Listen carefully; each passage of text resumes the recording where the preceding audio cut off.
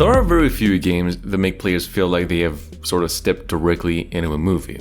And not just because they feature familiar characters or recognizable locations, but because every battle sort of captures the scale, excitement, and emotion that people imagine while watching those films growing up. See, the best Star Wars games were always understood that players don't simply want to control a Jedi or a pilot an X-Wing. They want to feel like they participate in the battles that shape like an entire galaxy. That feeling is exactly what made Star Wars Battlefront so special, and it is also the reason so many people continue asking for like some sort of a sequel. However, for many years, one request has appeared over and over across gaming communities, which is players want EA to make a true next-gen Star Wars Battlefront 3. First of all, Battlefront 3 has not been announced by EA, despite an enormous wave of community support, recent player resurgences and public discussions from former developers. There is currently no official confirmation that a third game is in development. Several former developers have even explained that while many people who worked on Battlefront 2 would gladly even return now, assembling that team again will be just extremely difficult. And EA has publicly focused its major development efforts elsewhere. Yet the conversation refuses to disappear. If anything, it has actually become louder than it has ever been in years.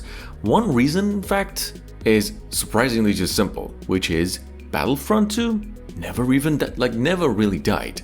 Its launch in 2017 became one of the most controversial releases in modern gaming because of its progression system and the microtransactions it had. But years of updates gradually transformed the game into something completely different. DICE then continued improving maps, heroes, balance, visuals, and gameplay until support officially ended in 2020. Over time, then, the reputation of the game changed dramatically. What many dismissed eventually became one of the most visually impressive and enjoyable Star Wars multiplayer experiences that has ever been made. Then something unexpected happened. You remember?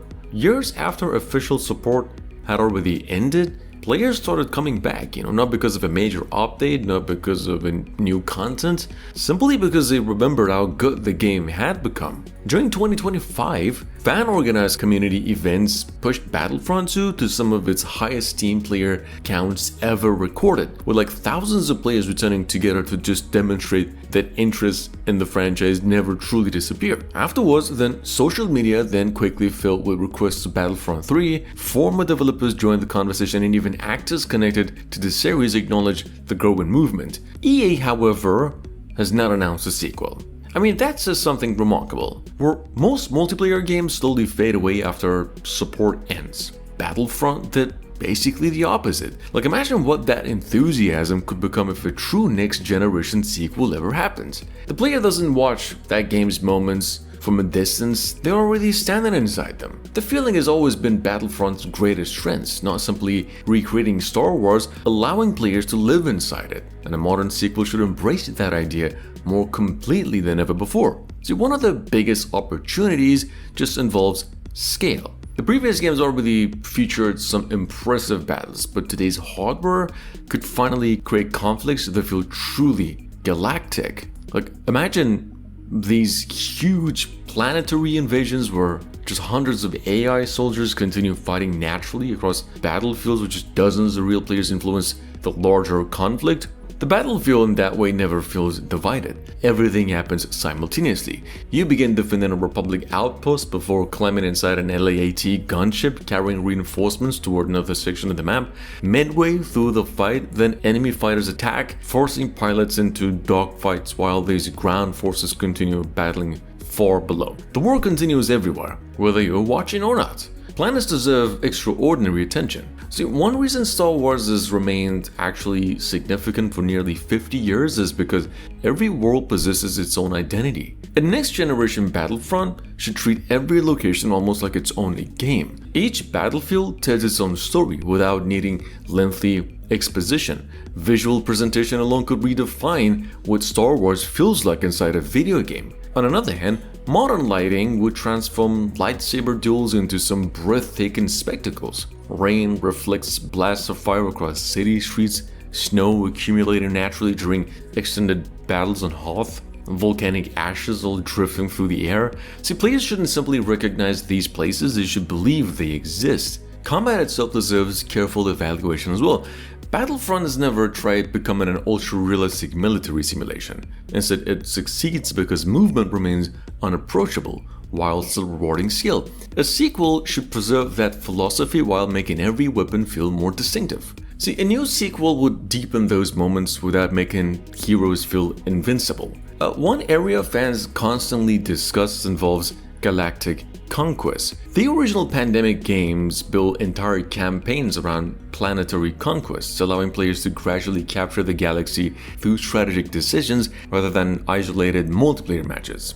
Many longtime fans in fact continue asking for its return because it gave every battle some greater meaning. So a modern version could become pretty big.